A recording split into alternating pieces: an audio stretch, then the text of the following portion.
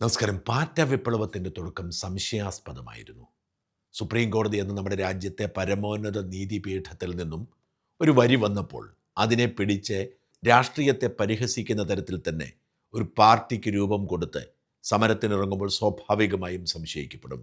BJP പോലെ അതിശക്തമായ ഒരു രാഷ്ട്രീയ പാർട്ടി നാടു ഭരിക്കുമ്പോൾ, RSSനെ പോലെ അതിശക്തമായൊരു പ്രസ്ഥാനം അതിനെ നിയന്ത്രിക്കുമ്പോൾ സ്വാഭാവികമായും അതിരൂക്ഷമായ പ്രതികരണങ്ങൾ അതിൻ്റെ ഭാഗമായി ഉണ്ടായി. പിന്നീട് ഒരു കാര്യം എല്ലാവർക്കും ബോധ്യപ്പെട്ടു: പാറ്റകളുടെ ഉദ്ദേശശുദ്ധി സംശയാസ്പദമല്ല എന്നത്. അവർ ഉയർത്തിപ്പിടിച്ചത് ഒരു ജനകീയ വിഷയമാണ്, പ്രത്യേകിച്ച് പുതിയ തലമുറയുടെ വിഷയം. അതുകൊണ്ട് തന്നെ അതിന് വലിയ പിന്തുണയുണ്ടായി. അവർ കൃത്യമായ ഇടപെടലാണ് നടത്തിയത്. ഈ വിപ്ലവം വഴിതിരിക്കപ്പെടാതിരിക്കാൻ ജാഗ്രതയും പാലിച്ചു. അതുകൊണ്ട് തന്നെ RSSന്റെ സർസംഘ് ചാലകന് പോലും ഇതിനെ പിന്തുണയ്ക്കേണ്ടി വന്നു. അങ്ങനെയാണ് മോദി സർക്കാർ ചരിത്രത്തിൽ രണ്ടാമതായി കീഴടങ്ങുന്നത്. ആദ്യം കർഷക സമരത്തിന് മുൻപിലായിരുന്നു കീഴടങ്ങിയത്. കാർഷിക ബില്ല് പിൻവലിക്കണം എന്നതായിരുന്നു ആവശ്യം അംഗീകരിച്ചു. എന്നാൽ എത്രയോ കാലം നീണ്ട സമരത്തിനും സംഘർഷത്തിനും ഒടുവിലായിരുന്നു ആ കീഴടങ്ങൽ. എന്നാൽ ഇവിടെയോ ദിവസങ്ങൾക്കുള്ളിൽ പ്രശ്നപരിഹാരമുണ്ടായി എന്ന് മാത്രമല്ല, സമരത്തെ തുടർന്ന് BJPയുടെ ഉന്നത നേതാക്കളിൽ ഒരാളായ വിദ്യാഭ്യാസ മന്ത്രിക്ക് രാജിവെക്കേണ്ടി വന്നു. ഇത് വലിയൊരു ജനകീയ വിപ്ലവ വിജയമായി തന്നെ ചരിത്രത്തിൽ രേഖപ്പെടുത്തപ്പെടും. ഇത് കേവലം ഒരു രാഷ്ട്രീയ സമരമായിരുന്നില്ല, നേരെ മറിച്ച് നമ്മുടെ രാജ്യത്ത് വലിയ മാറ്റങ്ങൾ കൊണ്ടുവരുന്നതിനുള്ള ഒരു ജനകീയ സമ്മർദ്ദമായിരുന്നു എന്ന് തന്നെ പറയേണ്ടി വരും. കാരണം രണ്ട് തരത്തിലുള്ള തിരുത്തലാണ് ഇത് വരുത്തിയത്. ഒന്നാമത്തേത്, സർവാധികാരികളാണ് തങ്ങൾ, ആരെയും ഭയപ്പെടേണ്ടതില്ല, പ്രതിപക്ഷത്തെ വായടപ്പിക്കാം, നിശബ്ദമാക്കാൻ പറ്റും എന്ന ആത്മവിശ്വാസത്തിൽ ജനാധിപത്യത്തോടുള്ള ഇഷ്ടം നഷ്ടപ്പെട്ടു തുടങ്ങിയ BJPക്ക് ഒരു തിരിച്ചറിയലായിരുന്നു, തിരുത്താനുള്ള ഒരു വഴിയായിരുന്നു ഇത്.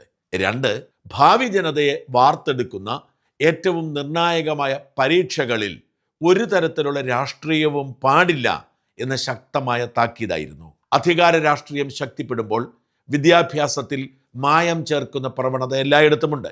തങ്ങൾക്കിഷ്ടമുള്ളത് മാത്രം പഠിക്കുക, തങ്ങൾക്കിഷ്ടമുള്ളവർ മാത്രം ഉയർന്ന റാങ്ക് വാങ്ങുക, തങ്ങൾക്കിഷ്ടമുള്ളവർക്ക് മാത്രം ടെസ്റ്റിൽ ജോലി കിട്ടുക എന്ന ഹുങ്കിൻ്റെ രാഷ്ട്രീയം അധികാര കസേരയിൽ ഇരിക്കുന്നവർ എല്ലാം പയറ്റുന്നതാണ്. ഈ കഴിഞ്ഞ 10 വർഷം കൊണ്ട് നമ്മൾ തിരിച്ചറിഞ്ഞത് CPM ആണ് ഇതിൽ മറ്റെല്ലാ പാർട്ടിയെയും തോൽപ്പിക്കുന്ന വിധത്തിൽ അതിശയകരമായ സ്വജനപക്ഷപാതം നടത്തിയതെന്ന്. BJPയെ പോലൊരു സർക്കാർ, അവർക്ക് സംസ്ഥാനങ്ങളിൽ കൂടുതൽ ഭരണമുണ്ട്, കേന്ദ്രം അവരുടേതാണ്, ഇനിയും അവരെ കാത്തിരിക്കുന്നത് വലിയൊരു ഭാവിയാണ്. അവർ അങ്ങനെ പോയാൽ ജനം പ്രതികരിക്കും, പ്രതിഷേധിക്കും, തിരുത്തിക്കുമെന്ന് തിരിച്ചറിഞ്ഞു എന്നതുകൊണ്ട് തന്നെ നമ്മുടെ ഭാവി തലമുറ രക്ഷപ്പെടുന്ന ഒരു വിപ്ലവമായി മാറി ഇത് എന്ന് പറയേണ്ടിയിരിക്കുന്നു. വലിയൊരു തിരുത്താണ് അവർ വരുത്തിയത്. പരീക്ഷ നടത്തിപ്പുമായി വലിയ തിരുത്തു നടത്തി. ഇപ്പോഴിതാ ഈ വിപ്ലവത്തിൻ്റെ തുടർ സൂചനകൾ വീണ്ടും വരുന്നു. ആ സമരം വിജയിച്ചതോടെ അത് രാഷ്ട്രീയ പാർട്ടിയാക്കി മാറ്റും എന്ന തരത്തിൽ വാർത്തകൾ വന്നു. അവിടെയും ഇവിടെയും ഓരോ സമരങ്ങൾ ചൂണ്ടിക്കാട്ടി അതിലേക്ക് ഇറങ്ങുന്നു എന്ന തരത്തിൽ വന്നു. പക്ഷേ ജാഗ്രതയോടെയായിരുന്നു ഈ കോക്രോച്ച് പാർട്ടിയുടെയും അവരുടെ നേതാക്കളുടെയും ഇടപെടൽ. അവർ അനാവശ്യമായി ഒന്നിലേക്കും ചാടിയിറങ്ങിയില്ല. അതേസമയം പ്രാദേശികമായി ഇത്തരം വികാരങ്ങൾ രൂപപ്പെടുമ്പോൾ അതിനെ അവർ പിന്തുണയ്ക്കുകയും സഹകരിക്കുകയും ചെയ്തു. ജാർഖണ്ഡ് ഇപ്പോൾ നടന്നുകൊണ്ടിരിക്കുന്ന സമരത്തിന് ഈ കോക്രോച്ച് ജനതാ പാർട്ടിയുടെ പിന്തുണയുണ്ട്. അവിടെ ഭരിക്കുന്നത് BJP അല്ല, JMMഉം RJDയും കോൺഗ്രസും സംയുക്തമായാണ്. അവിടെ പ്രക്ഷോഭം തുടരുകയാണ്. 6ഓളം തവണ ചർച്ച നടത്തി പരാജയപ്പെട്ടു പോയി. അവിടുത്തെ പരീക്ഷകൾ മുഴുവനായി നടത്തണം എന്നാവശ്യപ്പെടുന്നു. ഇന്നലെ അവർ പ്രതിപക്ഷ നേതാവ് രാഹുൽ ഗാന്ധിയുടെയും മുഖ്യമന്ത്രി സോറൻ്റെയും RJD നേതാവ് തേജസ്വി യാദവിൻ്റെയും കോലം വരെ കത്തിച്ച് പ്രതിഷേധിച്ചു. ഈ സമരത്തിനും ഈ പാറ്റകളുടെ പൂർണ്ണ പിന്തുണയുണ്ട്, അല്ലെങ്കിൽ അവരും പാറ്റകൾ തന്നെയാണ്. അതുപോലെ തന്നെയാണ് ഇന്ന് പുറത്തു വന്ന മറ്റൊരു വാർത്ത. ബോംബെ ഹൈക്കോടതിയിൽ ക്ലർക്ക് പരീക്ഷയിൽ അട്ടിമറി നടന്നു എന്ന സംശയമുണ്ടാവുന്നു. 1300 ഒഴിവുകളിലേക്കാണ് പരീക്ഷ നടന്നത്. എന്നാൽ കമ്പ്യൂട്ടർ സെർവർ തകരാറിനെ തുടർന്ന് പലർക്കും വേണ്ടതുപോലെ പരീക്ഷ എഴുതാൻ കഴിഞ്ഞില്ല. വിദ്യാർത്ഥികൾ പരീക്ഷ റദ്ദാക്കണമെന്ന് പറഞ്ഞ് സമരം നടത്തുന്നു. ആ പരീക്ഷ എഴുതാൻ യോഗ്യത നേടിയത് കേവലം 13,000 പേരാണ്. ആരും അറിയാതെ പോവേണ്ട വളരെ ചെറിയ ഒരു പരീക്ഷാ ക്രമക്കേടാണ്. പക്ഷേ ഇന്നലെ അഭിജിത്ത് ദീപ്കയും ഈ സമരത്തോടൊപ്പം ചേർന്നു. അത് ദേശീയ വാർത്തയായി മാറുന്നു. അങ്ങനെ പരീക്ഷയ്ക്ക് എവിടെയെങ്കിലും എന്തെങ്കിലും തകരാറ് സംഭവിച്ചാൽ അവിടെയൊക്കെ എത്തുന്ന ഒരു സമ്മർദ്ദ ശക്തിയായി ഈ കോക്രോച്ച് ജനതാ പാർട്ടി മാറുന്നു. പാറ്റ വിപ്ലവ നേതാക്കൾ മാറുന്നു. ഇത് വലിയൊരു വിപ്ലവമാണ്. പരീക്ഷയിൽ ക്രമക്കേട് കാണിക്കാൻ ആർക്കും ധൈര്യമില്ലാത്ത സാഹചര്യം രൂപപ്പെടുന്നു. പരീക്ഷകൾ നടത്തുന്നത് വൃത്തിയായിട്ട് വേണം. അർഹതപ്പെട്ടവർക്ക് മെറിറ്റിൻ്റെ അടിസ്ഥാനത്തിൽ യോഗ്യത ലഭിക്കണമെന്നത് മിനിമം മര്യാദയാണ്. അത് അധികാര രാഷ്ട്രീയത്തിൻ്റെ ഹുങ്കിൻ്റെ ഭാഗമായി നഷ്ടപ്പെട്ടത് തിരിച്ചു പിടിച്ചിരിക്കുന്നു. ഈ പാറ്റ വിപ്ലവത്തിൻ്റെ ഏറ്റവും വലിയ വിജയം അതാണ്. വിദ്യാർത്ഥികൾ അവരുടെ പരീക്ഷ എഴുതിയാൽ അവർക്ക് മെറിറ്റിൻ്റെ അടിസ്ഥാനത്തിൽ ഫലം കിട്ടും എന്നൊരു ആത്മവിശ്വാസം ഇവർക്കുണ്ടാക്കി കൊടുക്കാൻ കഴിയുന്നുണ്ട്. ഇന്ന് വന്നിരിക്കുന്ന ഒരു വാർത്ത ശ്രദ്ധിക്കണം. NTA അല്ലെങ്കിൽ നാഷണൽ ടെസ്റ്റിംഗ് ഏജൻസി അവർ പറയുന്നു ജൂണിൽ നടത്തിയ UGC നെറ്റ് പരീക്ഷയിൽ ക്രമക്കേടുണ്ടായി, വീഴ്ചയുണ്ടായി എന്നവർ തുറന്ന് സമ്മതിച്ച് അതിലെ 3 വിഷയങ്ങളിലെ പരീക്ഷകൾ റദ്ദു ചെയ്തു. അന്ന് തന്നെ പ്രതിഷേധമുണ്ടായതാണ്. അടിമുടി തെറ്റുകളായിരുന്നു, വ്യാകരണ പിശകുകൾ, അക്ഷരത്തെറ്റുകൾ. 2024 ചോദ്യം അതേപടി ആവർത്തിക്കുന്നു. അങ്ങനെ ഒരു തരത്തിലും അംഗീകരിക്കാൻ കഴിയാത്ത വിധത്തിൽ ആർക്കോ വേണ്ടി തട്ടിക്കൂട്ടിയ പരീക്ഷ പോലാണ് UGC നെറ്റ് പരീക്ഷ നടത്തിയത്. ഓർക്കണം, നമ്മുടെ നാട്ടിൽ ഏറ്റവും അധികം ശമ്പളം കിട്ടുന്ന ജോലികളിൽ ഒന്നാണ് കോളേജ് അധ്യാപകരുടേത്. അവരെ തിരഞ്ഞെടുക്കാൻ വേണ്ടി നടത്തിയ ഉത്തരവാദിത്തമുള്ള ഒരു പരീക്ഷയിൽ വ്യാകരണ പെശകുകളും അക്ഷരത്തെറ്റുകളും തനി ആവർത്തനങ്ങളും ഒക്കെയായി ആകെ കുളമായി വിദ്യാർത്ഥികൾ പറഞ്ഞിട്ട് നാഷണൽ ടെസ്റ്റിംഗ് ഏജൻസി അംഗീകരിച്ചില്ല. എന്നാൽ ഈ പാറ്റ വിപ്ലവം ഉണ്ടായപ്പോൾ ഒരു പ്രത്യേക അന്വേഷണ കമ്മീഷനെ വെച്ചു. അവർ ഈ പറഞ്ഞ ആരോപണമെല്ലാം ശരിവെച്ചു. ഗുരുതരമായ ക്രമക്കേടുകൾ, ഗുരുതരമായ തെറ്റുകൾ സംഭവിക്കുന്നു എന്ന് മനസ്സിലാക്കി. അങ്ങനെ ഏതാണ്ട് 1.5 മാസത്തിന് ശേഷം ഇന്നലെ ഉത്തരസൂചിക പുറത്തുവിടുന്നു. തെറ്റുകൾ ജനങ്ങൾക്ക് തിരിച്ചറിയുന്നു. ഇംഗ്ലീഷ്, കൊമേഴ്സ്, സോഷ്യോളജി പരീക്ഷകൾ റദ്ദു ചെയ്യും. ഒരു പുതിയ പരീക്ഷ നടത്താൻ തീരുമാനിച്ചിരിക്കുന്നു. ഫീസൊന്നും അടയ്ക്കേണ്ട, ഒരിക്കൽ കൂടി എഴുതാൻ തീരുമാനിച്ചിരിക്കുകയാണ്. ഇത് ഈ പാറ്റ വിപ്ലവത്തിൻ്റെ തുടർച്ച തന്നെയാണ്. വിദ്യാർത്ഥികൾ കഷ്ടപ്പെട്ട് എഴുതുന്ന പരീക്ഷയിൽ വേണ്ടത്ര ഉത്തരവാദിത്തം കാണിക്കാൻ പറ്റുന്നില്ലെങ്കിൽ അത് വികാരമായി വരും എന്ന് തിരിച്ചറിഞ്ഞ് തെറ്റിദ്ധരുത്താൻ തീരുമാനിക്കുന്നു.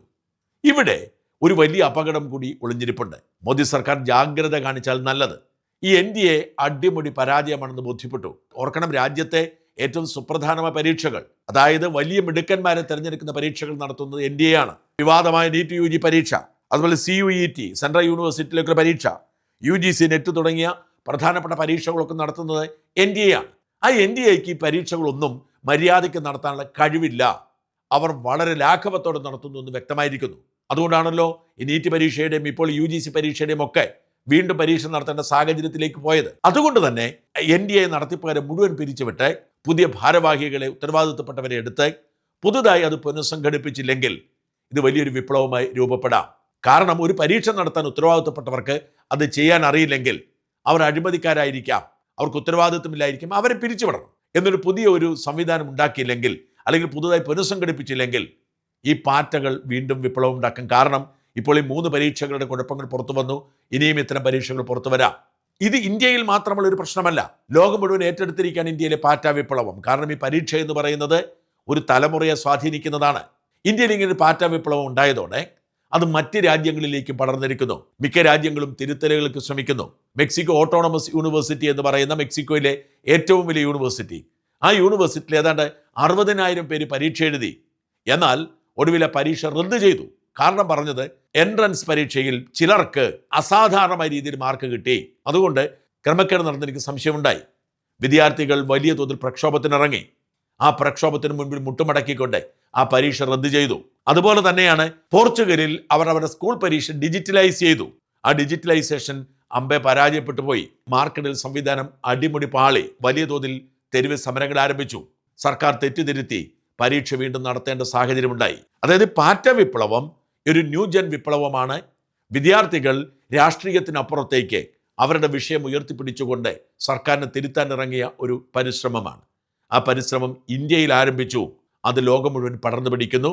അതുവഴി വിദ്യാർത്ഥികളുടെ ഭാവി, ഉദ്യോഗാർത്ഥികളുടെ ഭാവി കൂടുതൽ ശോഭനമാകും. അധികാരത്തിൻ്റെ സ്വാധീനത്താൽ പരീക്ഷകൾ അട്ടിമറിക്കപ്പെടുന്ന, മെറിറ്റ് അട്ടിമറിക്കപ്പെടുന്ന കാലം ഇല്ലാതാക്കാൻ ഈ പാറ്റ വിപ്ലവത്തിന് കഴിഞ്ഞു. രാജ്യത്തിന് മാത്രമല്ല, ലോകത്തിന് മുഴുവൻ മാതൃകയായി ഈ പാറ്റ വിപ്ലവം മാറി എന്ന കാര്യം നമ്മൾ എന്തിന് മറച്ചു വയ്ക്കണം?